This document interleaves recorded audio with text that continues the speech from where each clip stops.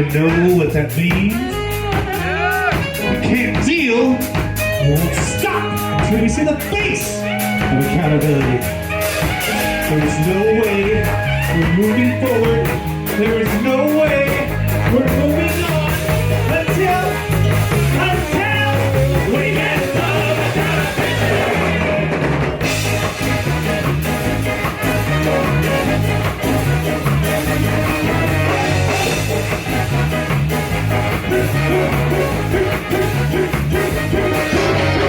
Hello, everyone. This is Jess here with Ska Talk with Ska Magazine. I am here with my co-host, Eric.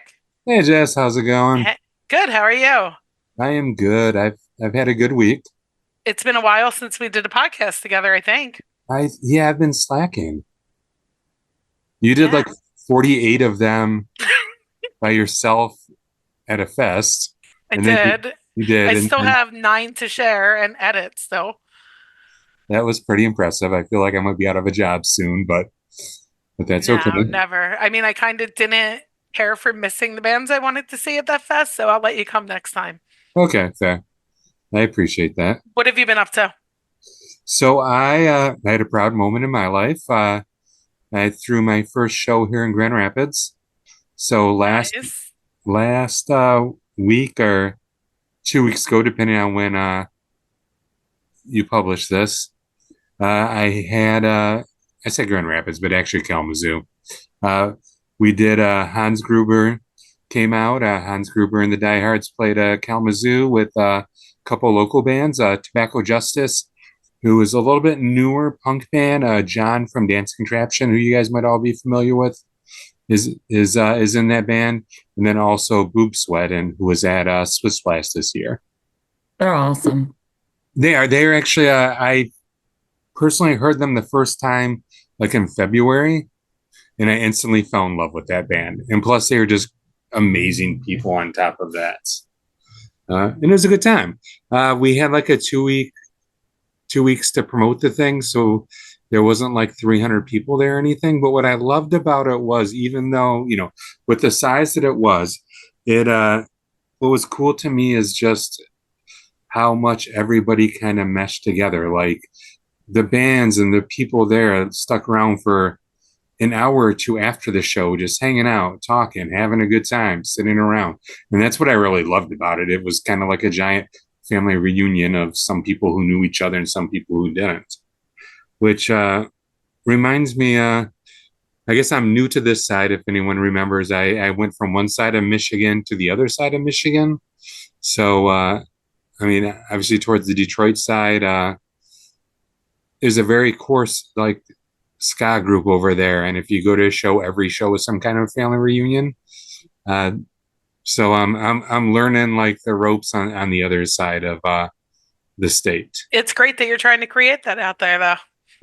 They have I say this carefully because I've been here for 2 months, so I'm speaking of something I do not know about. Okay, but I feel like on this side of the state, there isn't as big of like a ska movement going on, which kind of, and maybe we have special guests, which kind of surprises me over time, considering Muster Plug is from here. Like if there is a Muster Plug show in Kalamazoo or Grand Rapids, like I don't know where these people come from, but the place sells out. But Hans Gruber on a Tuesday night doesn't, so I don't. It was a Tuesday night with 2 weeks notice. Yeah, this is true. Give yourself some grace. You're doing a great thing. They do. I would say like the punk scene out here, though, a lot of, I'm an old man. So when I say younger people, so a lot of younger bands, like people in their late 20s and early 30s, like those are the bands that are having shows like Tobacco Justice, Boob Sweat, Pong Mountain, like, and they're doing it which is cool. They're doing it in vintage shops. They're doing it in backyards. They're doing it at VFW halls. Apparently, and I'll be careful and won't get deep into this, but a lot of these smaller venues out here are kind of tainted with some of the things they've done or some of their reputations that people don't want to, spend their money at these venues. And the bigger venues are just too big to get some of these smaller bands in. So those who are in bands have gotten creative and found spots, which I think is really cool. So it's neat to see. So my 2 minutes of what I've been up to went on for like 48 minutes. I'm so That sorry. was like so much longer than an elevator speech, Eric. I'm sorry. All right. So what have you been up to, Jess? Um, Gosh, well, I went to Pioneer Valley Ska Fest, but I talked about that on our last episode, I think. I have a show coming up this Saturday at, like you said, I got creative. I am having a show at a new brewery that is very nervous about having said show. They keep messaging me like, how rowdy do you think these people are going to be? So my nerves are a little shot, but we're having the Chemical Imbalance, who is very heavy. They're going to play last. But before them, we have the World's After Party, which is Jamie and Connor from Catch 22's other band, and the Squanches and Skamagachi, which are out of Buffalo. So they're coming down from Buffalo. And like you said, small shows. I'm nervous about the attendance because Philly isn't quite thriving in the ska scene like Detroit is. I mean, we're getting there, and I'm trying to help with that. But, you know, I think you never stop getting nervous. But I hope it's a good time, and I'm looking forward to it. And hopefully it won't get too rowdy for the brewery. Hmm. And I will plug now, although I can't announce officially the band yet, but on November 14th in Kalamazoo, we're putting together a show that is going to be I think, a very good show. And it's killing me not to say the band's out loud right now, but I don't have permission yet, but I'll give one slight spoiler, okay? And then if people want to do detective work to figure it out, they can figure it out. But there will be a band who will be on their way to a Slackfest, stopping by and doing a set the day before they play Slackfest. So that will be that will be my spoiler. Nice. All right. Actually, I gave two spoilers. Did you catch the other one, Jess? I did, but I'm not going to Okay. say who it is because I know who it is. Fair enough. You I'm not do. going to guess. We, My other show that I have planned for October is really, really exciting for me. Lady Hatchet Quartet is coming to play Nice. Bonk's Bar in Philly, and they're playing with the Doom Stompers, who I just saw at Pioneer Valley Ska Fest. They're amazing. And also playing with a band called Funk's Way, which incorporates like funk, ska, reggae, punk, all sorts of things, covers and originals. And they went to high school with the Doom Stompers. So it's going to be like a big family reunion with the hometown vibe. And I'm excited for that one. Speaking of Doom Stompers, I think we will be seeing each other soon, Jess. Supernova. Yes, Mm-hmm. and we'll be seeing them there. So speaking of Supernova, our I think it's a good time to announce our guest here who will be playing Supernova this year. So quietly with us right now, we have members of Killer Diller with us today. So hey, everybody, will you go around and just maybe give a quick introduction of who's going to be talking? Who are you? What's going on? Go ahead, start off, Eric. We'll do like Brady Bunch and start with you kind of square. Sure. Hi, guys. I'm Eric Abbey. I'm playing keys in Killer Diller and a little bit of background vocal-y things, and I'm excited to be back at Supernova again. You're up, Brent.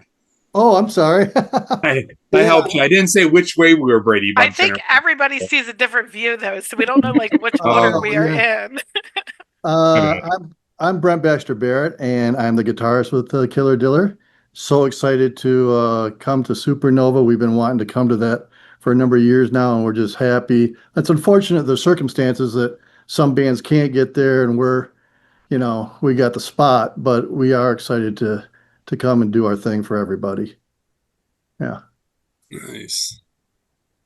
And I'm Kara Stephanitis. I am one of the two lead vocalists for Killer Diller. I am super, super jazzed about Supernova. Very excited. This will be my 5th time attending, and this has been a huge goal. So, like Brent said, circumstances for the other bands are incredibly sad, but on the same time, I can't help but being so excited. So we hope we do them proud. Yeah. So fill us in on how this happened for you. Were you sending messages and I don't want to say hoping for a chance this year, but have you been contacting the festival to get on the bill?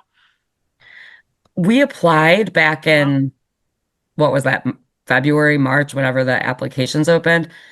But Tim actually reached out to Brent. Um, what was that? The Uh, morning it was announced, yeah, I think Monday, right? Friday or Well, whatever day it was, yeah, it was. yeah, And I Friday or think it was. Saturday. I think we might have been tag teaming him at some point. I know that Scott, a drummer, had spoken with him. Kara had, I had, and he just reached out to me and said, "Hey, Killer Diller, you want to come and do Supernova?" So it was like 7:30 in the morning. I got a text. So those aren't musicians' hours, for me anyway. And I immediately sent it on to the band and said, "Hey, we're up. If we can pull this off, what does everybody think?" So it happened very quickly. Yeah. So is the whole band able to go? Most of them, most of us, yeah. I will make the joke, and then you can, because what is there, like 48 of you, right? Mhm. Give or take. Somewhere, typically, in all seriousness, somewhere between 9 and 14, 14. depending on which, if it's 2.0 or 3.0, right? Mhm. So How you will many get, of you are going? I think there's going to be 10 or 11. 10 or 11? Yeah. And how many of you were already planning on being there before this, 2? before you knew you were playing? 2? 1? Kara 1? was one Yeah, of them. well, I Yeah, was. just 1, right? Wow, that's incredible. Because it Yeah. is short notice, but it's a big opportunity, and I'm happy to. I'm making it this year. I didn't make it last year, but I'm going. What day are you playing? Friday. Yeah, I'm going to be there Friday and Saturday only, so it'll be nice to see you. It'll be awesome. I saw you're going to Busch Gardens on Sunday. We are. I had to compromise with the kid and the husband, but I'm like, Have you gone before? oh yeah, we've been there many Yeah. a times. It's My super kid's fun. like super into amusements and roller coasters right now, and we didn't really take a vacation this year. I kind of made everyone go to another Ska Fest, so I had to compromise a bit. But it's okay. I'm glad I can be there 2 days. and have you all been there before? Have any of you not been there before? I've not been. Okay. I think most people haven't. It's just me, Kara, and Scott have, Wow. right? And Steve, Steve has. you know. Um, yeah, that might be it. That's fun. I think that's it. Yeah. Right. So for the two of you who have been there before, what is your favorite part of Supernova? What are you excited about as far as going again and experiencing again? What things do you love about Supernova? Well, obviously the music is a big one. There's always, something that I absolutely love. I always discover something I didn't know about, so that's really cool. But a big thing for me is, just seeing friends from all over the country and getting to spend time with everybody, making new friends. Um, it's just such a cool vibe there, and chilling by the ocean doesn't hurt either. So taking some little beach breaks but yeah, it's become my favorite weekend of the year, every single year. So what's not to love? This is Do you have a favorite story you can share about a past Supernova? Um, I mean, I have a lot of Supernova stories. Some good, some not as good. Like the first year it rained so much. It was at a winery that year. And one of the stages was at the bottom of a hill and the whole hill turned into mud. So we just sat there and watched people like slide down the hill, either intentionally or unintentionally. Um, Dave from the Crombies fell off the stage. Was just in a giant mud puddle. And that was fun. Um, I had to throw my shoes away after that one just because I couldn't tell exactly what was on them at that point. So it was time for him to go. Especially walking around the mud puddles by the porta potties. I'm like, I'm not sure. But I would say one of my favorite memories was actually last year. So John, my husband, couldn't go because he unfortunately got COVID on our vacation before that and had to use all of his PTO for Supernova to have COVID. So I already had the tickets. I had the hotels booked. I had everything like set. And I was like, I'm really sorry, but I still want to go. So I brought my daughter, who was not a ska fan. She was 23, I think, at the time last year. And but she's like, yeah, I'll go, like it'll be fine. And she became a very big ska fan from that weekend and found all kinds of bands she loved and met new people. And her and her boyfriend are actually coming with us this year because Oh, that is awesome. she's never missing another one. Oh, So that is awesome. so that was one of my favorite things, just kind of getting to experience it with her and see her discover something new and fall in love with it. So How about you, Eric? Yeah, I mean, the best part about Supernova is Supernova. I mean, there's like, it's from a playing perspective, it's the least stressful thing I've ever been a part of at this kind of level. Like, it's crazy how much work people do and how many volunteers are there, and people are all helping one another out. It's also like the amount of different bands of high caliber and international caliber and all this other kind of stuff with everybody else too. Everybody treats everybody with respect and everything. Even when there were problems 2 years ago, backstage, like nobody in the front stage really knew about it. Like it got handled and everything was like, the rumors went around and everything, but whatever. Like it got handled and it just kind of moved on, and the next band played.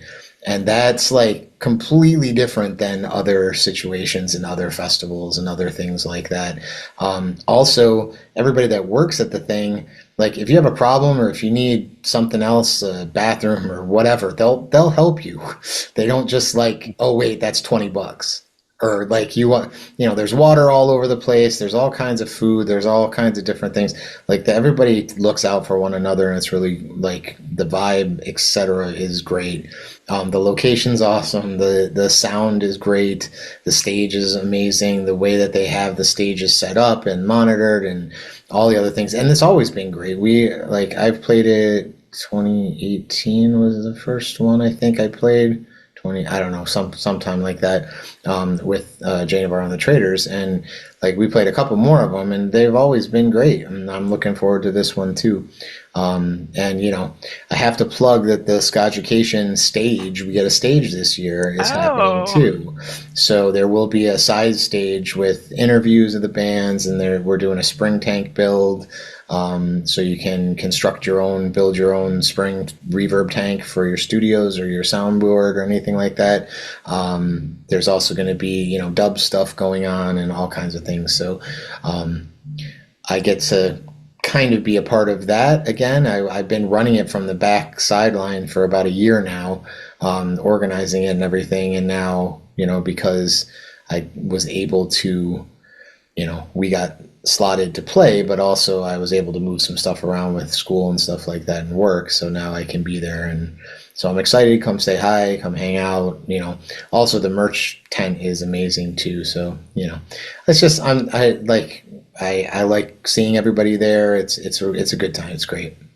Yeah. And the music is like caveat. I mean, I got to interview Pauline Black last year, and I got to talk to Bad Manners and, like all these things. It's like, just seeing those bands they're the reason that I played ska, I never even know about it. So to have that, it's really something else. Now we all know too that there's a lot of bands that were slated to play that are not going to make it this year because parts of our government suck. So what bands are you guys bummed that you not be able to see because of that? The band that we're replacing, Lollipop Lori, I wanted to see really bad. Yeah, that was the one for me too. Mm-hmm. But I'm happy to see you. Don't get me wrong. Yeah. Well, and the Magnetics and the Chains and I'm really upset about Fastidios and et cetera, et cetera, et cetera. I do know that there's some that are coming still that I can't say. So there are some good news for Friday left. So there's good news coming. I mean, with my conversation today for the Ska Education stuff, we're planning on it. So whatever that means, and then they'll announce whatever they announce. So, you know, so, you know. Oh, very awesome. It's unfortunate, but there's still a lot of good music, and the festival can't be beat, obviously. So we're hoping that a lot of these bands end up being able to be there next year. Hopefully, their work visas will be figured out in a year's time, and that we will get a chance to see them again. On the other side of that, though, who are you excited to see that you have not seen before? Is there any bands that are playing that are going to be the first time that you've seen them that you're pumped to see? For me, Daca Skanks, I'm really excited about That's them. mine too, actually. Yeah, that's like probably my number one that I'm most excited about. So I think they're Sunday. Yep. I'm geeked about the Attractors. Nice. I have never seen them. I know a bunch of them from other bands and stuff like that, but you know, I'm excited to see what they do on stage. New York Ska Jazz for me, which is weird that they're from New York and they never tour. So they're flying in. No, they Red always Eye. tour. They never play in the U.S. That's They the never problem. play in the US. Like they're always somewhere else in Italy or England or Japan or like they don't play the U.S. Yeah, and they're flying a red eye to do that one and go right back. I guess they have a gig the night before, so it's going to be fun to see that. Oh, that is awesome. Yeah. Any tips for first timers? So for those who have not seen Supernova, besides bring some sunscreen and some water. Bug spray. Yeah, I don't. People always have been saying that the bugs are bad, but they don't bother me at all. But that'll be my death knell this year. I'll be destroyed. But no, the biggest thing is you just be prepared to walk. Like it's a fort, man. Like you got to walk. Don't wear brand new Docs or something like that. You're going to be in bad shape. You know, and water, stay hydrated, bring some Pedialyte packets. I'm bringing my water stations everywhere, so like refillable water bottles Yeah. are always good, and you know. I'm going to bring my neck fan if it's hot. My nerdy neck fan. Lifesaver, man. And if it's like the past, bring a bandana or something if you plan on being on the pits. Oh yeah. Because it becomes a dust bowl after a while. So you might want to bring something to cover your mouth. Jesse James, yeah. And for all the people that go to other festivals out there, the thing that I really like about Supernova is you can bring chairs. You can bring food and non-alcoholic beverages in, I'm pretty sure so. And you know, you can set up beverages before? No, non-alcoholic. No, I'm just making sure I point that part out. I didn't know if you could still bring like coolers of water and stuff in because it's been a couple years. But yeah, you can come in, set up a little area with your friends and have that to go back to as your meeting spot. And I love that.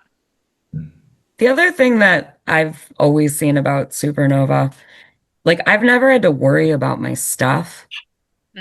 You know, like I'll buy a bunch of merch and whatever and just throw it in my chair, which normally would feel ridiculous. Like you're going to come back to an empty, you might not even come back to a chair at some festivals. I've never had to worry. Like it's never been a concern. Everybody's, like Eric said, looking out for each other. Nobody's out to, they do offer lockers and all the other stuff for you. You can rent a locker. Are they doing lockers this year? They did I don't know.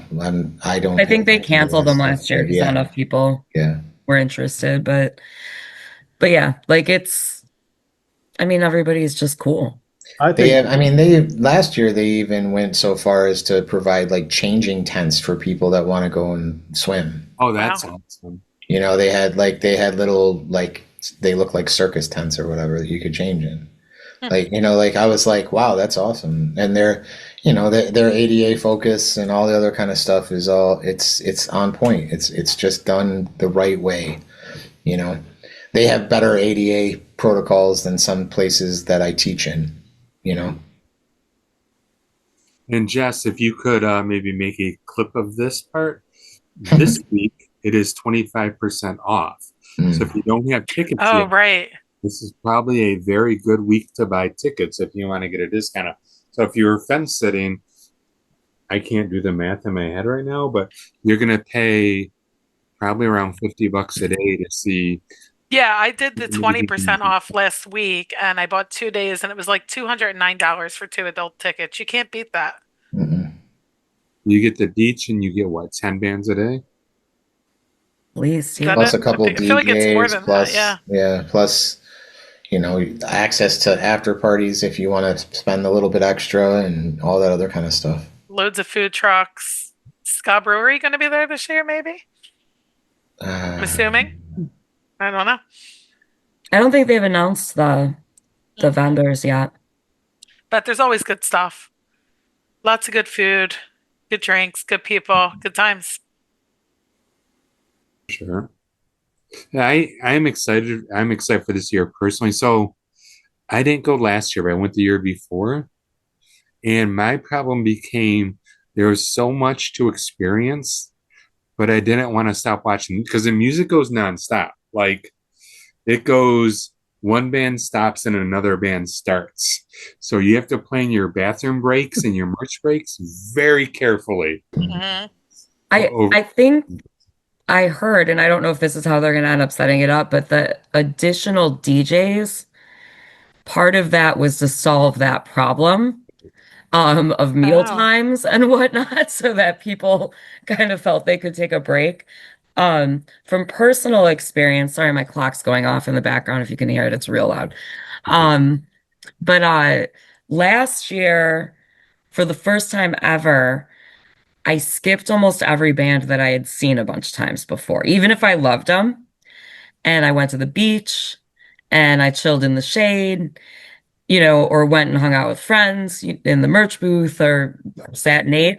And I'll tell you what, it was the best year ever because it was so chill. I wasn't exhausted at the end of every day. Like I woke up ready to go and I still saw everybody I really wanted to see and danced my ass off, but like those kind of planned breaks, like understanding, like if I've seen this band 30 times, it's okay if I'm just sitting over there or I can just hear him in the distance. Mhm. So that would be some advice, Eric.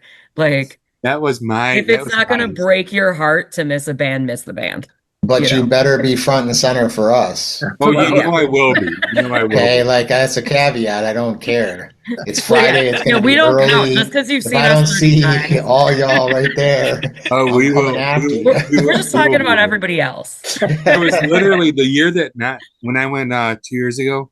There's people who I had posted pictures and they're like, "You were at Supernova?" I was like, "Yes," because I was just like, I can't leave my spot. But Well, there are so many people and it's such a big space. That's another benefit of it to me. Like you can get away from all the people. Like I love everybody, but I also like some space and to hang out and yeah, I can go backstage, whatever, and chill, but I also like to go and sit and hang out in the merch tent or whatever, or do whatever. So I think I think everybody needs that, you know. I love the TV tower thing. That's my favorite place. Like you just hide in that if which you was can deal with the vertigo of it. Scary. true. Or It was really windy last year, so Yeah. it was like kind of a Absolutely. scary experience up on that thing. I went up and I came right back down when I went. It's like, this I is not like for me. too, like how they set it up, like you go, obviously there's different capacities, but if you go to like a Riot Fest or whatever, like you can't move, all these gross people are just touching you like all day long. Lines for everything take forever. If you want to get food, that's like a multi-hour experience, and Mhm. the way they've got it set up, and I believe they cap the capacity too, but you've got, all the space you need. You never feel like you're just in a crowd. You know what I mean? Like it's it's Yeah. less overwhelming in a really good way. And that makes it really good for families too. I know we took Ox out to see NoFX in California last year, and that was not, I mean, the bands were great. It was not a good experience to have a kid in at all. The people were rude, they didn't give a fuck, and It's the total opposite of what Supernova is and the people that are there.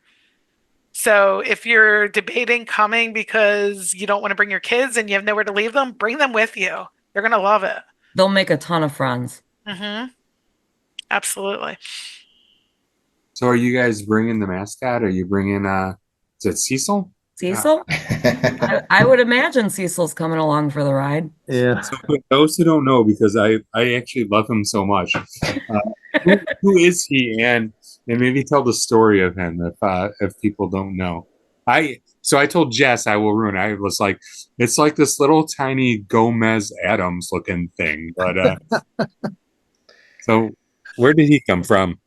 So We when we stole started him. our ska night on Ska Thursdays or whatever, right? It was at Bolero, which is a bowling alley.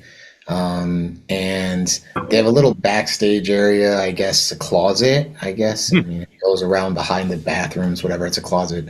But they had a wire shelf on there. And then the place is so small. We're on the floor and whatever. I had a double keyboard set up and was tucked into the back corner. And as we were all like kind of getting cases and, drums and guitars, and then, 14 people trying to get all of your crap out of this little area, I noticed this little doll, right, on a shelf. And I don't know where the hell it is from. Like, I think it was their Halloween props or I don't know what the hell it is. So I just set it on my keyboard, and then Scott took it and like put it on his drums, and it just became, and then Chris picked it up, and it just kind of went around, and then people got it. At the end of the day, we put it on our merch table and talked to the owners of Bolero, and they're like, yeah, we don't know what that thing is. And, it became. Now he's on our t-shirts. Yeah, now it's the t-shirt guy, and it's our little logo dude, And then somebody asked us what its name is, and I think the name comes from like his tag.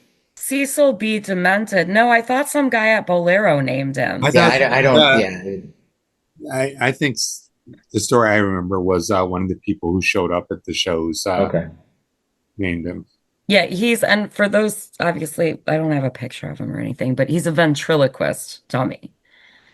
So he's creepy, but he's How like, big is he? he's like, yay That doesn't big. help. Yeah, he's not huge. Has he ever crowd surfed? No. No, but Should he he do could that at in Supernova? That Yeah. could very well must happen. Yeah. I think But that he's needs to got to happen. make it bad. I do know that he's an animatronic though, and somebody took the batteries out of him because he was too creepy. Because when we found him, the Wait, batteries what? I didn't know that. So wait, Yeah, The batteries are going back in. Forget that. That's he ridiculous. talks and his What the eyes hell? light up Who red. took the batteries out? I think Scott did because they were running. Band He meeting was right really now. creepy. Band meeting right now. I'm calling the band meeting right you now. gotta Put fill the in the goddamn batteries batteries in. back in. Yeah, he says stuff. Make Cecil come alive. I was like, when I saw him, like, oh gosh, I need him for a tattoo. That's my next tattoo. I'm getting a Killer Diller tattoo just so I can have Cecil. With red eyes. That would be, Yeah. I mean, that's awesome. Yeah, his No, it's eyes not- go red. So I was looking at one of the pictures. This is a true story about me. So I slowly have a skank pit going around my arm as a tattoo, and I'm like, he would fit in perfect. He can go right next to Mustard Man. It fit in just nicely. Yeah. Yes, he would. So just something to think about there. So Ska Thursdays, though, you brought up. So for those who aren't in Michigan or in that area, what is a Ska Thursday, and maybe even how did that start? Well, It might be self-evident from the I've name. been booking stuff and doing what you're doing in Kalamazoo right now for like 30 something years. And some have been good, some have been bad, whatever. I just keep booking shows and putting people on and getting people together and whatever. And hopefully something sticks. I started a ska night at a different place a while ago before Killer Diller existed. And I think it's like either Killer Diller's second show or first show that we did at Thomas McGee's. Oh, That yeah. ska night, or maybe we didn't. It was the first one after COVID I played. I think that was maybe the thing. I don't remember. But I had that going on, and then I moved to another place called Otis Supply on Sundays, and we were doing ska Sundays there and reggae and stuff like that. And then And then that place closed that without place notice. closed, and then Bolero, I was putting shows on a couple things with Rhythm Crew and other things, and then they wanted to do a regular night, and Scott and I talked to them about that, and we started Ska Thursdays there, and then that opened up the conversation with Batch Brewery when they started having music. We were one of the first bands to play there live, and then that became successful, and it keeps going, and we use it for people that come through tour if they want to play with us, or they want, we moved it when Hub City came through, we moved it to a Friday because they were coming through a Friday. Operators are our next one that we're playing with. Supposed to be Danny Rebel and the KGB, but our lovely country doesn't allow people from other countries to come in, even when they're Canadian. So now that's just us and the Operators, which will still be fun. I'm excited for that one. Yeah. And I mean, the beauty of it is that you all keep showing up, and everybody keeps coming and keeps, the party going. And maybe we get 3 more people every time, but that's all you need to have a scene, right? Just like I would say to you in Kalamazoo or wherever you're booking in Grand Rapids, Kalamazoo area, keep doing it. And when people know about it, maybe you get 1 more person, maybe you get 2 more people, maybe next, and pretty soon you have 50 people at every show, and then 200, So that sounds like old man advice, but that's the way you build a scene. It blows my mind at Batch too, because every month there's obviously we have the core group of the same faces, but every single month there's new faces. And a lot of times they'll be like, well, my friend told me about this or whatever. And then a lot of times too, it's people that have not heard ska. And they're like, well, I just thought I'd check this out. And then they love it. And then you see them the next month. And it's been really cool. And they are, so it's been going on for around 2 years, at least from the vocal going forward. Yeah, close to that. We started last summer at Batch. We went through the winter, kind of. It was like, we were at Bolero for about a year. They put the walls up around a big pergola thing that they have, and heated it. So that kind of worked. So we'll probably be doing that this year, but I think this is the second year. Yeah, we played a show there in February. It wasn't cold. It wasn't terrible. Oh, it actually gets warm in there with. Yeah, it gets hot. Yeah. But Bolero, we were at. Yeah, we were doing it beforehand. We were doing Ska so. Thursday before that. Yeah. Like I said, the Thomas McGee's thing was before that, and then I had a night at New Way Bar too, if you know where that is in Ferndale. Was that's Killer Diller? Because I can't imagine Killer Diller. No, it wasn't Killer Diller. Killer Diller didn't even exist. I didn't know anybody in Killer Diller except Steve and John. That was in the aughts, right? All the way to the 10s and ancient history. Yeah. But I've been trying to do something like this for, not trying. I've been doing it for a long, long time.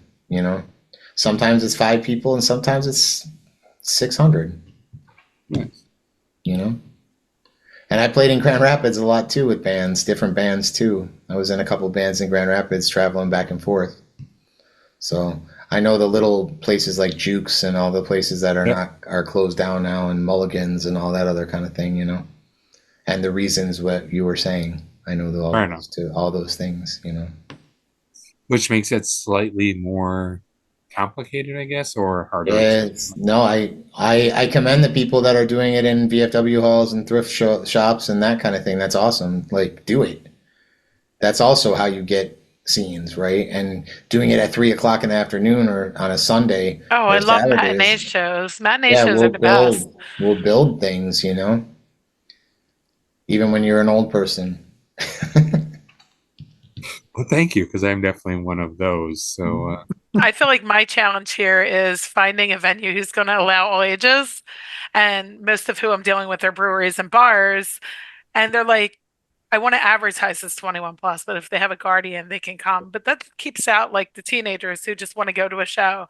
So I see that batch brewing is pretty much an all age kind of thing. Mhm. yeah, Yeah. for sure. How important is that to you as a band? And what do you think about the lack of having all age shows? I think when there aren't all ages shows, scenes start to die. Mm-hmm. Because the reality is, if everyone keeps getting older, less and less people are going to shows because they're tired, like, and there's nobody new discovering the music. Mm-hmm. I don't know, before I was in Killer Diller and I moved to Detroit, there weren't many all ages shows, but most of the shows I was going to were like punk or oi or whatever. And that was like a huge complaint amongst the bands as well, because the whole crowd was over 40 and getting smaller constantly. Um, I do feel like all ages shows have become a lot more prevalent here, like in pretty much every genre. And it's cool because you actually see people of all ages at the shows, Sure. and you've got young people, discovering this music and telling their friends and then starting bands. Like there's a band, Yes. Chris Alberto, Gallagher. right? Yes, Alberto. That's And actually why I they're, brought this up, because yeah, I they're see them running around brothers. at your show and now they're going to play a Yeah. show. And I'm like, Yeah, that's so they're at a lot freaking of our awesome. shows. And like I know, I forget all the kids' names, but like the one that plays bass like jumped up at a show I was at, and he was awesome. Like from what I can tell, they're all super talented musicians. So I love seeing stuff like that. Like, and now they've It, got the opportunity to play. it's gonna hopefully not be an issue. Yeah. Not with them, with the establishment and the Oh, legalities of things. So what type of place are they playing? a bar Oh, that has been rated in the yeah. past. That's actually one of So like, I have like a band who's like 13 to 15-year-old mhm. kids that want to play, but it's a 21 plus venue. So it makes it hard. Yeah, and my brother was playing ska when he was 14, and I was his guardian. Like I had to like watch out for him, and we'd sneak him in the back of places, and these kind of things, and make sure you had a wristband on or your X's on your hands or whatever. Right. And it's that's why I say I hope for the best. I hope everything goes amazing. Like it's the coolest thing in the world. Yeah. And I agree that all ages shows are extremely important, but there's not enough venues that do it legally. Like 18 plus is okay. That's still kind of pushing it a little bit most of the time with bars, but Mm-hmm. and I'm not siding for it. I don't want that to happen. I'd rather play all ages shows. My favorite part about touring the East Coast is that when you play like a bowling alley or something, and it's all ages. We played with Big D and the Kids Table at some bowling alley in Pittsburgh, and it was crazy. I was Oh, like, wow. what the hell? Like, and if like in Michigan, there's a couple of those, but they're like 45, 50 minutes away from me. I was gonna say, I remember growing up, like we had the Falcon Club, which Which was illegal. was it? Yes. I don't know. I didn't know it was illegal as a kid. Yeah, the Falcon Club was awesome because you could drink when you were 14 or 15 or 13, and then they got raided multiple times. Now, I know here most bars, if you're with your parents, you can go Right. regardless of age. Yeah, we have that here too. But yeah, that sucks then for teenagers because most of their parents aren't going to want to go with them and they don't want to go with them Is it a either. legal thing, do you guys think, or is it a matter of profitability too at some point? Like people are gonna like It's probably more legal It's against the because, law. yeah, It's yeah. against the law to have, like, if you are under 21, you can't sit at a bar. Right. That's Same the thing in law. PA. Like, you could be in a restaurant, but you can't sit at a bar. Mm-hmm. You can't sit at a hotel bar. You can't sit at that's most places will have that because of liability. If you ever worked in a bar, like I multiple times. You have to tell them that they can't sit there. They can just walk over to the table or whatever, like whatever it is. But, and then, so what happens is venues are like, well, I don't want to deal with any of that shit. So it's 21 plus, that's it. And that sucks. And, Yeah. but there's also a difference between like a brewery and a venue, right? Or a brewery and a venue and a coffee shop, or a coffee, like that kind of, those are all different rules, different laws, different things, different states, different, places to do it. Yeah, breweries generally are a little bit more lax than like a bar will be.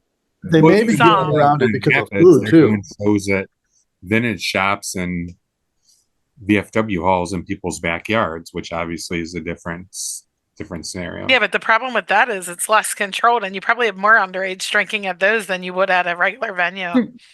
Yeah, and that's the argument. I would know from experience. That is the argument right there. Yeah. So we just turned this into a whole thing. Yeah, we did. I'm trying to see where you actually put us on the outline with that. I don't know, something about a dance craze. Yeah, you're good. You're bringing us back on track. So the song "Dance Craze," is that somebody's story, or was that just a song? What is the story behind that song? That's Scott's story. Yeah. Because that movie is kind of what... Is it old enough to be? Like, I know... So Dance Craze is a movie. Actually, I'm interrupting you guys. So what is Dance Craze that I brought up, and how did it relate to Scott? That song is exactly what happened to him. He went down to I don't remember the lyric off the top. Odeon. Went down to the Odeon, yeah. And was dating some girl. I don't know if it was about his wife or not. Maybe it was. I don't remember. But I'm guessing not, because she met him when he was in Bob Harvey. Yeah, I don't. It was after he discovered ska. So. Okay. Yeah, whatever. I don't have any. Yeah, I don't have any information about that. But I know that that it's his story, and he saw Dance Craze, and that's how he became a ska person, or even know about ska. Yeah, that movie really influenced him. He's told me that numerous times. Yeah. And it is. It's one of the things that influenced me too. I had a bootleg VHS copy of it that I got at a store. Yeah, it didn't come out on DVD till what, like a year or two ago? And it was very bad quality. What was that? Yeah, the movie was horrible. Oh, it was awful. Like the quality of it. The movie's great, but the quality that I had was garbage. Yeah, and the YouTube one I think that's what you just said, Kara. Yeah. That it went up on YouTube, but not very. I don't know. I haven't watched it on YouTube. It's not good. I think it came out on DVD like a year. Oh yeah, that's right. But it was only it did, but it was only the British version. Oh. So it was only the NTSC or whatever their coding was, so you couldn't watch it over here. A bunch of people got a copy and couldn't play it. Right. Because you had to go buy a British VHS. That I'm glad I did. Or a DVD player or whatever. So we're going to switch up. Normally, like, from there, we would say, "Ooh, who were the first, ska bands? Who was your influence?" kind of thing. And instead of asking that question, we're gonna switch it on you guys. All right. How has ska impacted your lives? Like, what being into ska? How has that had an effect on who you are today, or what you do today? Ooh. And at what age did that happen? I'll go. It was really early for me because I was in the top ska reggae band in Hong Kong in the early mid '80s called Afrozilia. Look at that! How about that? Happened to do that for them tonight. And we had Rasta guy, Jamaican drummer, a guy from Hawaii was a rhythm guitar player, me from the old tropical state of Michigan, and I was playing guitar synthesizer at the time, so I could do all the steel drums and pan flutes and stuff like that. And so that was in the mid '80s, and then Graceland came out. We were doing South African stuff and that sort of thing too. So a lot of influences there. I come back to the States, and I immediately got a call to do a tour with a band called Sata out of Cleveland. And so I toured with Sata, and that's where I ran into Scott. We were playing the same venue. We played Castle Farms with Bob Harvey. And so all these years later, we all come back together. I was in Nashville for a long time, and we both ended up in Michigan at the same time. And Scott said, "Are you available?" I said, "Yes, I am for a ska project. Let's do it." Because it's a distinctive thing to play that style in the proper way especially from the guitar perspective. A lot of guys could think they can just do an upbeat, or a downbeat if it's a reggae groove. But there's a certain technique to that to do it the right way, and that's something I spent a lot of time just to be able to do that chop or that skank, and it goes back for me decades. I'll go, I guess. All right. So I started listening to ska when I was in junior high, so like 13-ish. I listened to a lot of college radio, so I found punk first and then ska, but those probably happened within like, a week of each other. Um, so it went from like the Dead Kennedys to the Specials very quickly, but I liked both. But I would say like the way it's impacted me, I've made so many lifelong friends just through the music. Um, I went to shows when I was young before I had a kid, like high school and early college. I was at a show probably 5 nights a week. So made a lot of friends that way.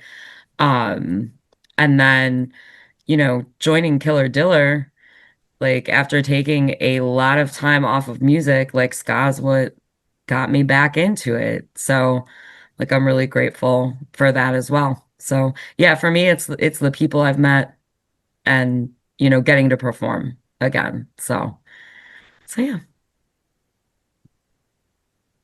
I came to ska through trumpet and playing music and jazz and that kind of thing. And then I heard the selector, and then I lost my crap and, fell in love with it in about seventh grade, eighth grade, something like that. Maybe a little later than that. No, probably about sophomore or junior year in high school. And then I got right into a band, in my freshman year of college, and started playing and started doing all that stuff. And I haven't stopped since. I don't think I said this, I think, on another podcast, that if there goes a day without me, like writing, recording, thinking about this stuff, playing it, like I get sad and cranky. I mixed a live record today and did a video, and then set up stuff for the Loyal, and then now I'm here talking about this stuff. I talked about Supernova with that, with Scott Education, and now I'm here. And it's a Tuesday? What day is it today? Wednesday? Wednesday. That's kind of like for me and how it impacts me. Like, I don't know why, like it just does. And for me, I mean, it's my entire life. Like, Jamaican music is my entire life. I have a doctorate in it. And you all saved my life. Ska saved my life by donating all that money to me and doing all the other stuff that happened after all my shit. And, now I get to play it and keep playing different things. And, I love, playing in all kinds of different styles of ska. Like the punk ska, the two-tone, all of it. Like, I'll do all of it. I don't care. I like it. I love it all. Right? I do want to point out that if you check out our back catalog, you can go more in depth with Eric Abbey and his influences and all the bands and projects he's been in, and more than you'll hear on this episode. Mm-hmm. Good job. Yeah, I mean, the impact of ska is, for me, literally life and death. I've never stopped. Once I found it. And Eric said that when we were writing this outline. He's like, Eric Abbey is ska, ska is Eric Abbey. He's like, that. He said that's his life. So I'd point out, so for myself, my gateway to ska, and I bring this up because of what's about to happen soon, my gateway to ska was Gangster Fun. I can remember, you can visualize moments as a child, and You're There Again. I remember being with different Eric, but Skinhead Eric, and then being like, you got to listen to this band, and put on the album Come See Come Ska, and I I had liked punk at that moment. And it's like, oh God, what is this? Yeah. But I think besides the music, which I love, I think it's the people and the connections. I've said this a few times, but on the podcast, so I often repeat myself because I'm old. So it's a true story, but it's the people in the scene and that really like means so much that like brings it all together. I went through last year and the half year before that was not the best years and they were very rough years, but it wasn't the people that I knew for 20, 25 years that were like, hey, what's going on? You seem different to me. It was the people who I saw on Ska Thursdays who were sending me messages being like, what's going on in your life, man? Like, you weren't you last night. So I think that's what's amazing about our scene that we have too, is not only do we get this amazing music, we get people who actually care about each other and reach out. So, And to tie all of that back together, one of the highlights of my playing career was when Traders covered Gangster Fun with Bunkley at Supernova. yes. You know, like, which was like full circle moment for myself and Jay and everybody else, because like those were the first shows that I played with Gangster Fun at Rick's in Ann Arbor, or you know, like downtown in Detroit, or you know, wherever we were playing, and you know, they were the band to be. Yeah. You know, they were it. So Very true. So where can people find you guys?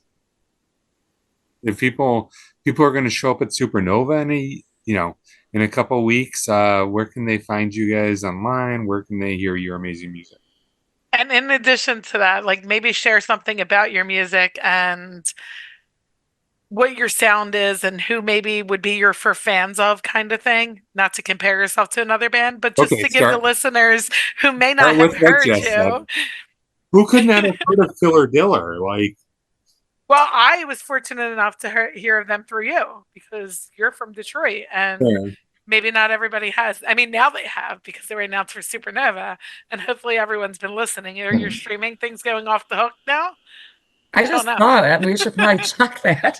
It's a couple different questions. So the 14 questions Jess just asked you, which one would you like to answer first? Before we get into where to find you, maybe describe your sound and give the listeners a little idea of what they can expect. Well, they can find us on all streaming platforms. So Spotify, YouTube, Apple Music, Bandcamp. And KillerDillerSka.com. Yeah. And what do you have out there? What do they expect to find and hear? Go ahead, fellas. I don't know. It's so, one thing's really cool about it. Yeah, we have two EPs out and a single that are all streaming. CDs are, CDs, they're coasters and frisbees now, so they are there. But you can get them if you like. But everything is streaming.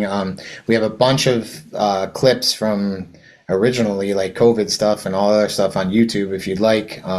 Whole bunch of original covers. There's with all the different variations of the band and all the different people and all the other stuff. Like going through our YouTube videos is like going through a history of the band. It's kind of funny. You're like, oh wait, I remember that person. Oh, I remember that person. Oh wait, that person did this or whatever.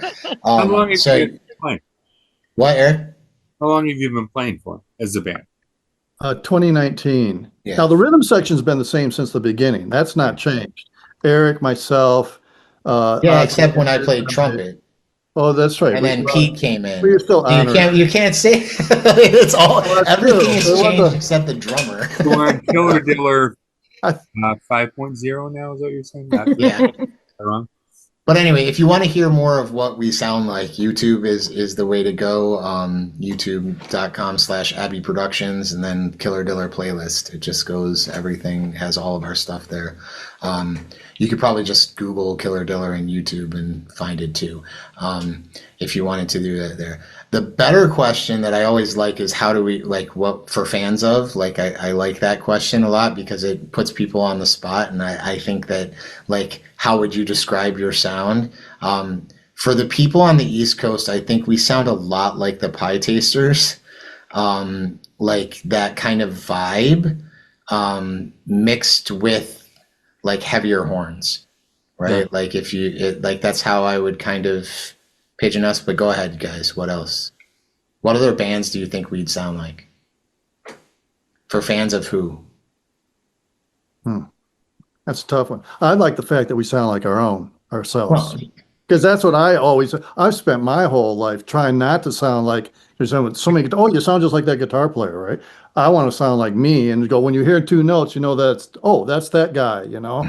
So I think the band has that unique thing. And with the songwriting that everybody's doing, Eric's contributed, myself, Scott, Kara, everybody's contributed something to it, and everybody else has brought their little piece to it. And as the whole, I mean, when you put all those things together, you've got something that's only unique to those artists, and that's a cool thing about this band and the music. I think we've evolved Yeah, a lot definitely. too. Like when I joined the band, which would have been, God, like 3 years ago now, I would have said, if you're a fan of traditional ska, you'll love this band, right? And I think that holds true, but you also no longer have to be that type of fan anymore, because there's a lot more to it than just that. Like when I joined, it was majority just covers of like Scatolite songs and stuff like that. Whereas now it's majority originals with some covers thrown in, some fun covers thrown in, to just kind of switch things up a little bit. But yeah, I agree with Brent. Like I think it's evolved to a point where we sound like Killer Diller. Like so That's those really- were really okay. Wait, I just want to say those were really good political answers. Now give me a band name, damn it, that we sound like. Don't be political. Don't be like, say something. Like, come on. but the songs aren't even Tokyo Ska like in the Paradise same- Orchestra. I would love that. I would take that one. Okay, there you go. Yeah, we're a little bit like Paradise who do we sound like? I really don't know who we sound like though. Like I don't feel either. I'm interested for that. That should be a band question anyway. Like, who do you Yeah, think like- we sound like? This is the second band meeting tonight. Yeah, really. The other one is much more important, though.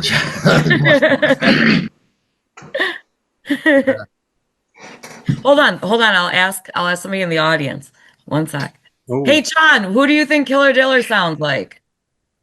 Oh, you guys sound like Killer Diller. Ah! oh, God damn. No one's ever heard. If no one has ever heard of us, what band would you say we Yeah, that we sound What like? band would you say if no one heard of us ever? Ooh. You guys got a lot of so Said we have a lot of variety, but I mean sometimes I would say like New York Ska Jazz Ensemble. sometimes he's okay. So you heard him. Sometimes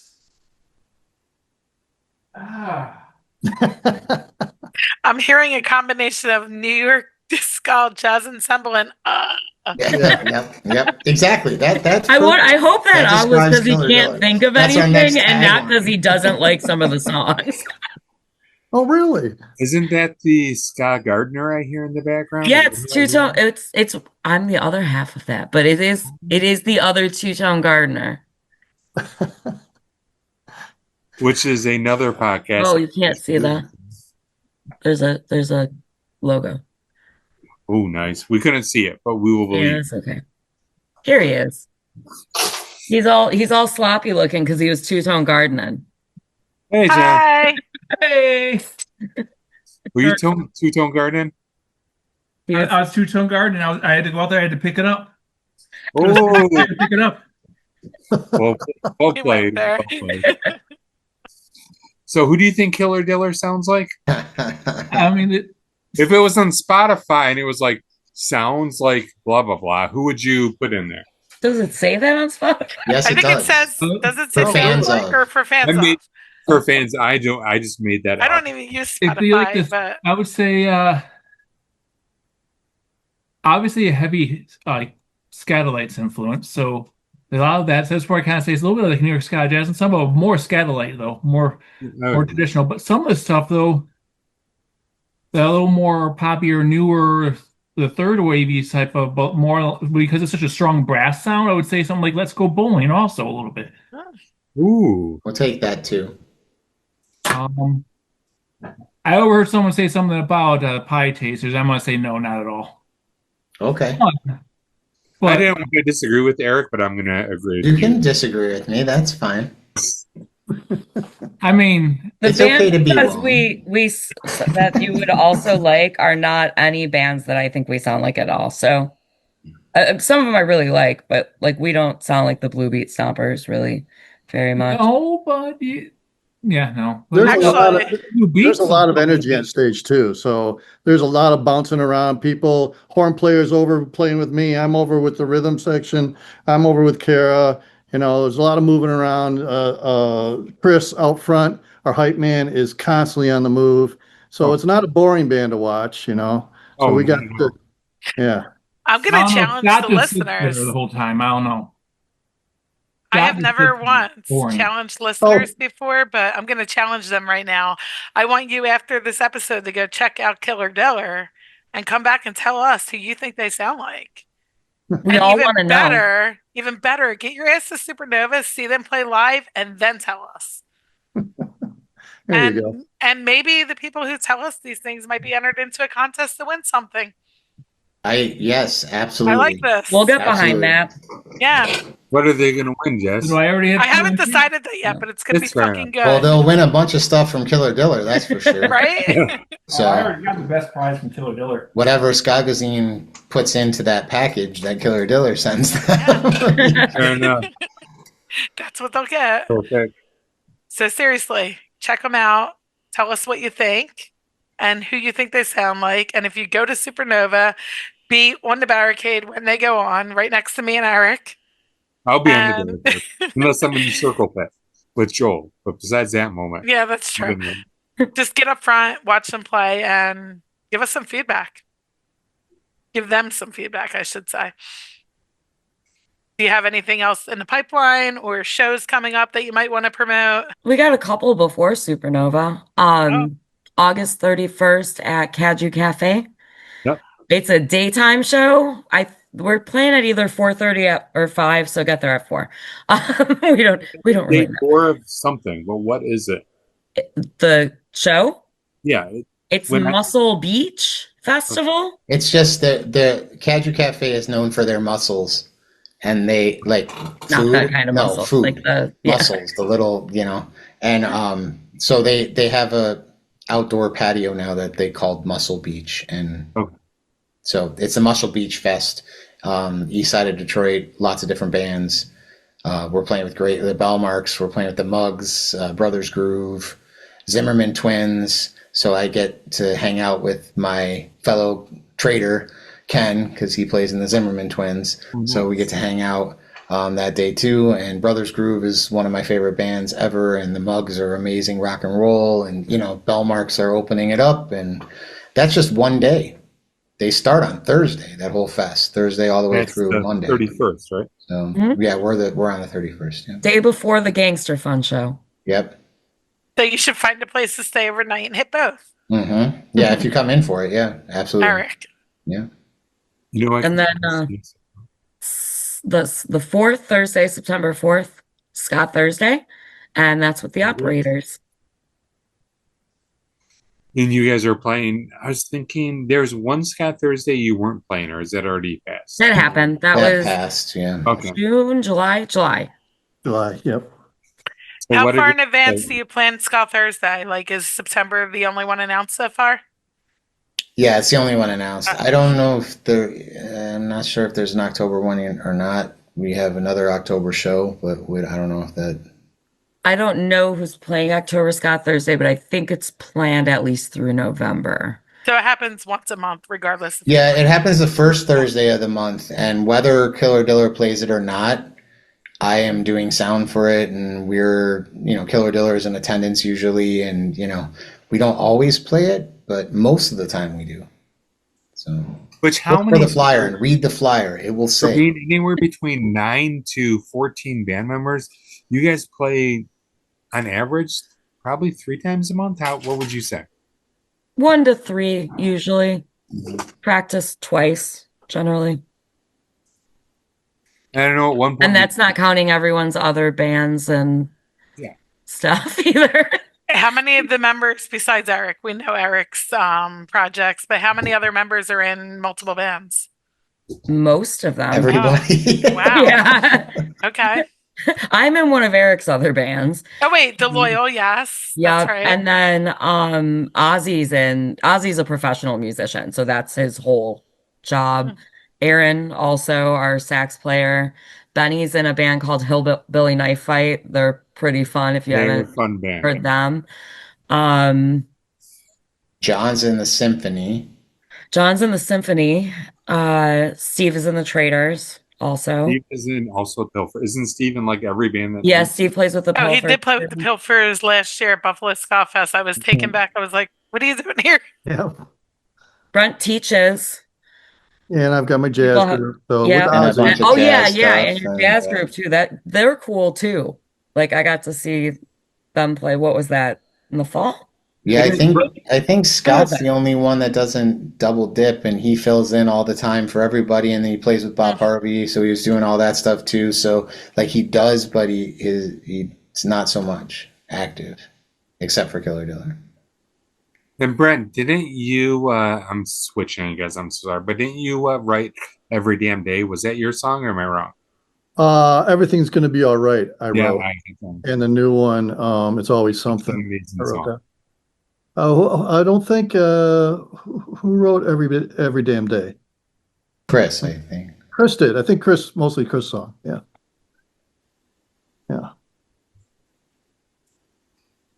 All good numbers. Yeah.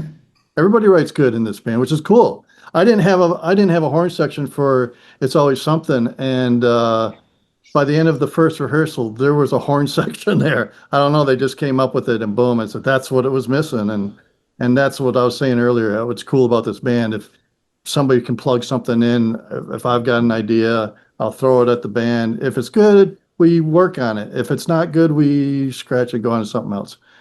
Scott had a cool idea recently, and we haven't mentioned that we are in the middle of this creative process after these big years ago and trying to get a full-length album done. So that's in the works too. Is there gonna be new songs, or are you gonna put all new stuff? Nice. And do all members take part in the collaborative process, or are there like a core group that take the lead? How does that work?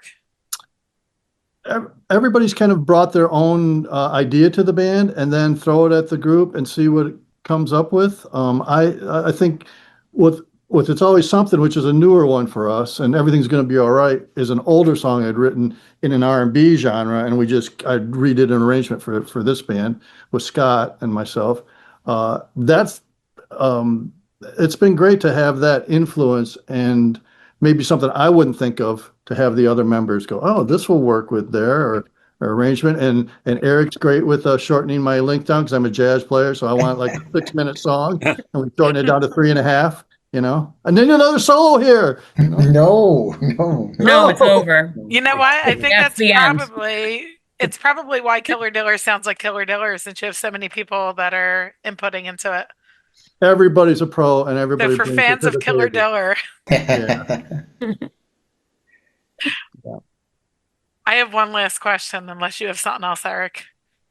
No, go for it.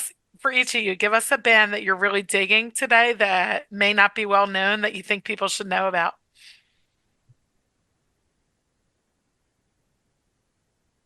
You know what? I thought of one we were on a podcast and they just asked like current stuff we're listening to, but Okay. I have one that I want to plug that's actually local. That is one of my favorite bands, like not just around here, like they're so fun to see. The Dirty Notion.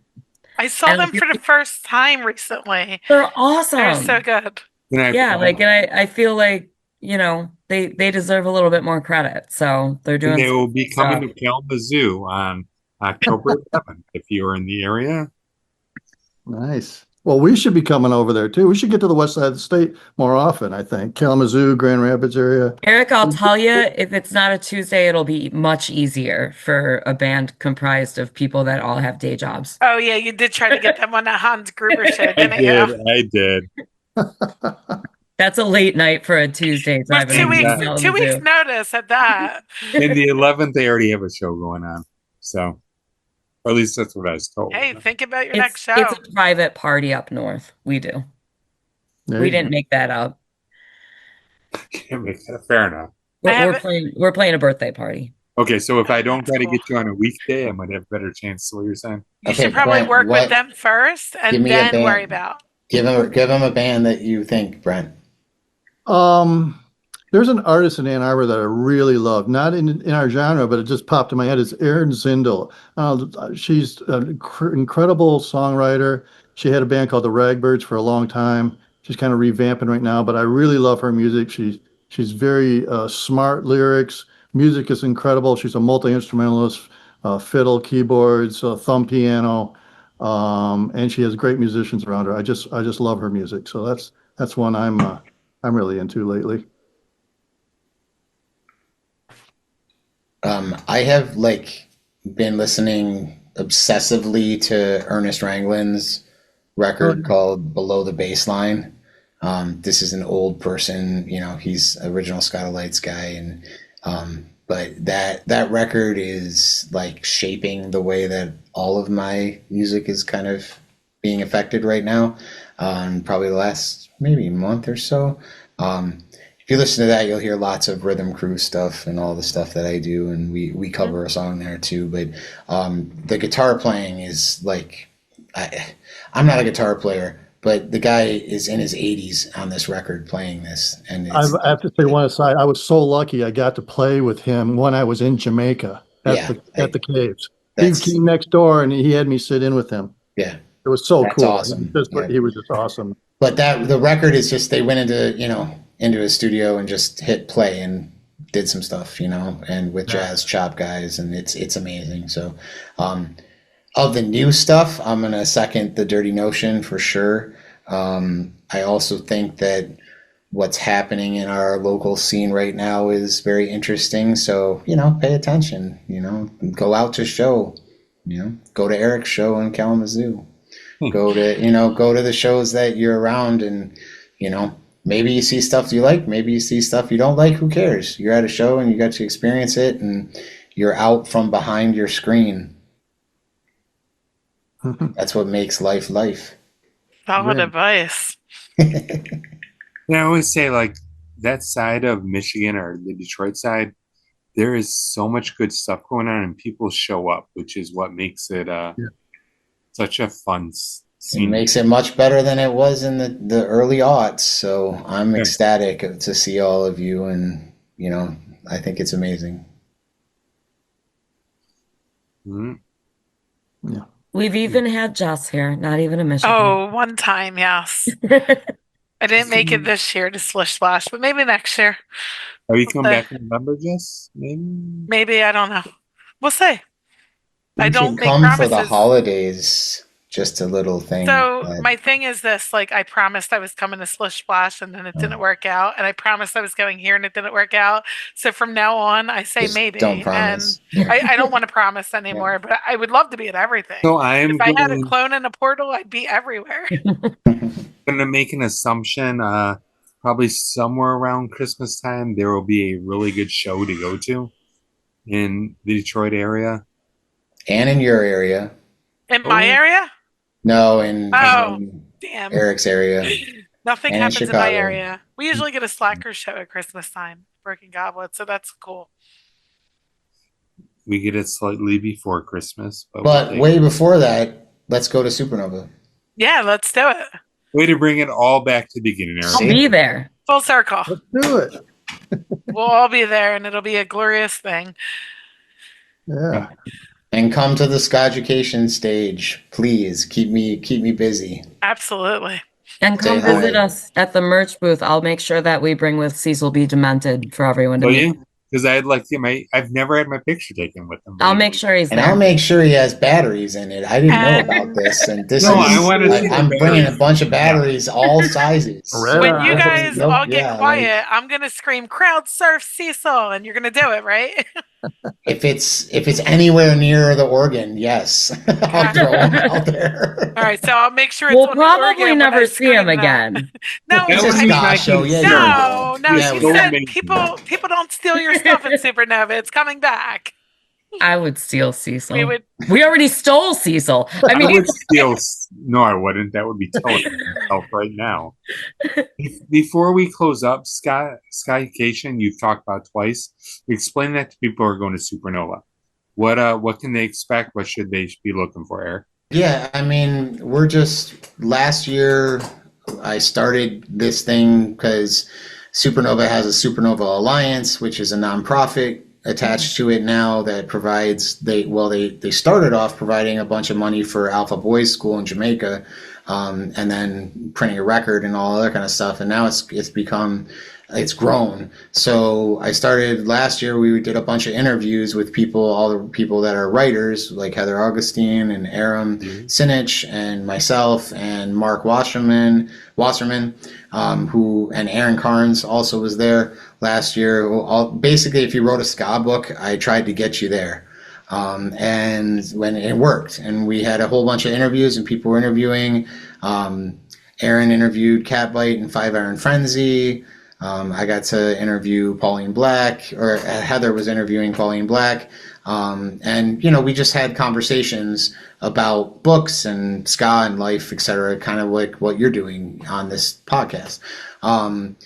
Now, like last year, if you were there, it was just me at a little table with an amp that I brought and like a portable sound system and a little generator and my computer. And now we have an actual stage this year. So we're bringing in a bunch of different people, and John Roy from Escape Hatch Records and all of that is going to do some sound and dubbing. We have another Dan from Soon Come from Philly now. He was in New York. He's in Philly now, but he's going to be doing the spring tank demo. He builds spring tanks, so he's going to demo that, and then the lucky people that win are going to get a chance to build one and take one home later on. And we'll do interviews and, during the day, and, basically in between bands or wherever we can find some spot, we're going to be having conversations on this stage and hanging out and doing some dub stuff. And, so basically as a place to take a break and, listen. And, we're already planning on interviewing pretty much everybody, but anybody that wants to can be a part of it. And, different people at different times, et cetera, et cetera. So there will be, just keep an eye on for it. There will be a flyer and announcement coming around probably Monday, I think, or Tuesday. It's supposed to get fully announced and all of that. So, but it's free. It's just another part of the festival, another thing for you to walk around and see while you're eating or, going somewhere or whatever. And, I was really lucky that they asked me to do it, but, it gave me a chance to talk about my book. So that was cool, and now it's just kind of turned into something else, and maybe next year it'll be even bigger. But a lot of it is for the nonprofit angle of it and grant writing and all the other kind of stuff that happens with that. Like, I'm trying to, my whole life has been about education and music. And when I can combine the two, I'm going to try to force it and make money for everybody that way, So that's the kind of goal of this for me anyway. Like if I can talk about ska, let's go, and dub, like I'll do it, and my credentials and degrees allow me this kind of platform sometimes. Let's go. Let's do it. And if I can make money for you because of that, that's awesome.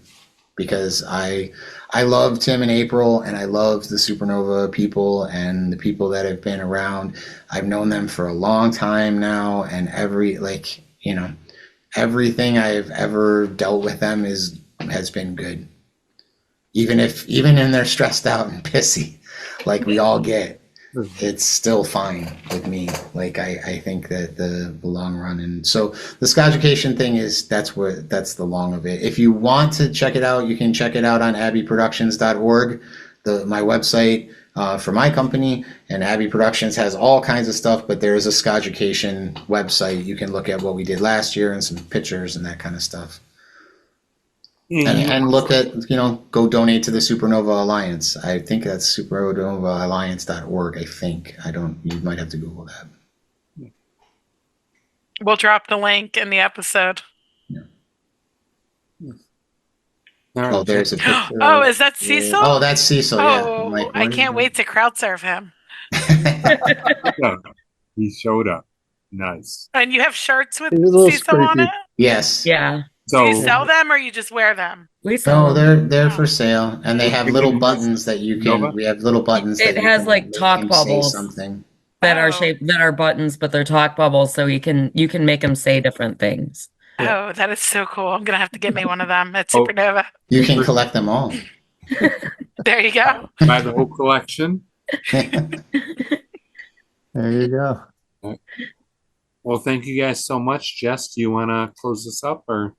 do you have other- Yeah, thank you for listening to Ska Talk with Skagazine. We are on both YouTube and Spotify, all of our episodes, working on Apple, getting there slowly.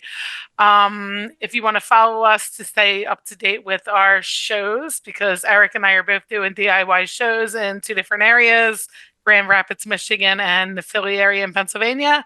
You can follow us on Skagazine on Instagram or Be And the Killer Scene. Diller is doing lots of shows towards Detroit. You can follow Killer Diller also on Instagram. I'm sure if you go to their Instagram, you can find all their other places and their show announcements. And go see them at a show in Detroit or at Supernova or wherever you can see them. Maybe in Philly one day. Who knows? We can get 1448 members out. Awesome. We'll do it. We'll make it. So- Thank you, everyone, for listening. And we hope you enjoy the music that you find as a result of this episode. That's what it's all about. Awesome. So we will see everybody in In a few weeks. in like 3 weeks. Wow. See you on the beach. or Let's go. August 31st. Maybe you never know. If you haven't bought your ticket yet, go get it. I will be getting it tomorrow. Oh, you haven't gotten a ticket I haven't. Now I'm getting 25% off. It's a good deal. Perfect. yet? Okay. 25% off. Go get your ticket. Come hang out. Make Eric, new message friends. me after this. Ooh. Who Eric? Which Eric are you talking about? You. I might have a VIP ticket I'm willing to give up for whatever you'd have to spend on the 25% bought off the it. regular ticket. That sounds like a deal. I will message you. You might have bought it before you were playing. Let me Bought find- everything. That means you have to buy 4 tickets then if they're 25% off and you're getting one for free, or you gotta buy more tickets now. So, Gotta pay it Eric, forward. yeah, Eric, do you remember all the times I let you stay at my house? Yes. I'll give you my GA ticket so I can use the better bathrooms in exchange for what you buy. So, Kara, I will talk to you after this episode. Wait, And just find us. We'll get you the better bathrooms if you Nice. Eric will want. do you. I'll walk you in. Don't worry. With the band. Yeah, don't worry. That's fine. I'm with Killer Diller. Do you know who the fuck There you they go. are? That's it. Go to the air conditioned shitter. You All just became our press agent. Yeah. That's our next Good. And my t-shirt, roadie. Killer Diller air conditioned shitter. right. There you go. Before my husband agreed to go to Supernova, I was scheming to be Catch 22's merch girl. So don't even Yep. get me You were started. supposed to make me catch 22's merch girl, and you just stopped. What the fuck, Jess? I know. Anyway, it's going to be a great time. I can't wait to see you all. Okay. Awesome. All right. Thank you Everybody. guys for having Good us. night. Thank you. Have a good night. Everybody. You guys being